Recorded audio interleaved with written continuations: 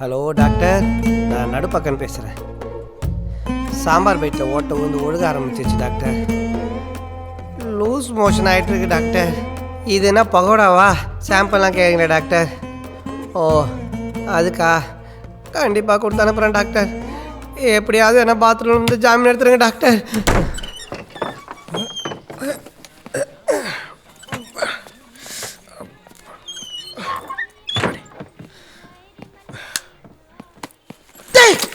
என்னடா இருட்டில் பேய் மாதிரி உட்காந்துட்டு இருக்க?